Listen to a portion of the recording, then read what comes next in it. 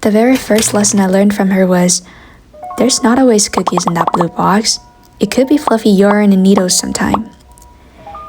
Granny made flowers growing on the shelf, on the floor, on the cushion, and even on the air conditioner. I just love how everything stockaded by leaves and flowers with the sun filtered dimly through the plant screen windows. Granny made flowers blue on my hands as well. Single crochet, double crochet, chain stitch, and slip stitch. She taught me so hard, but I just failed to master it.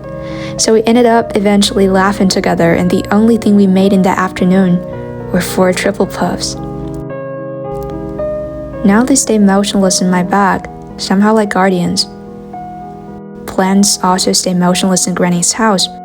Once placed, never changed. Green in the summer, as well as in the winter. Granny had also reached the impressive stage. She doesn't like to spend most of her time in the kitchen. She likes to spend time in front of the mirror. She's dressed in splendor, trying green calico dress, pearl ornaments, brown dress with pandas, purple tops, catching koi reflections, parade in the room, and deck herself out in her best. Enthralled as ever by her glories, I followed her closely. I suppose the sidewalkers are all blew away and amazed by the pair of a young girl and an old lady. That's right, eventually. To the other people in this community, Granny was always something of a case. It's not about age, status, relationships. I think it's about an attitude of confidence, and of course an attitude of self-love with no limitations. And this attitude, I fancy, comes mostly from her curiosity. That's a treadmill of pleasure, bright and dreamy. She had never walked into a photo booth before, but she never hesitated for giving a try. Smiles, poses, hands, and more poses. She's a pro. She never saw me play guitar before, because I just learned it this year, but she was so comfortable sitting together with me and singing out loud, meanwhile addressing to her own reflection. Although she said she hates cold, sweet, and icy stuff, you can still caught her sipping a cup of cold tea carefully. I mean, turning yes to no's is also an intriguing thing about Granny. I feel like nothing could ride on her was set on her shoulders.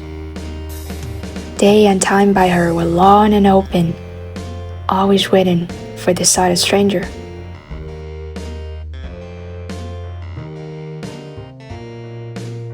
All of those makes me sometimes forget that she has already been alone for over 40 years. My grandfather died because of insobriety even before I was born. Followed him was the living of Granny's elder brother and then her mother. Though continuously bludgeoned by the cruelties of her luck, she still remained uncrushed and unembittered to the end. While Granny went cribbing around the garden, she seemed as indulgent and gracious as a queen. The table extended this profusion, for it was always crammed with pots and cuisine. She always looked fondly at each step I took, of course with frisk and gaiety. Her unshaken fidelities, her attempts towards order, slowly, snugly, she grew into her grassy and flowery life.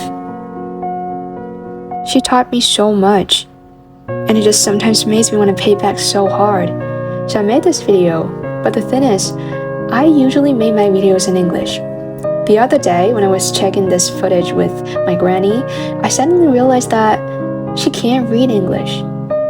So I thought about, should I just change it all into Chinese? But my grandmother stopped me, and she said,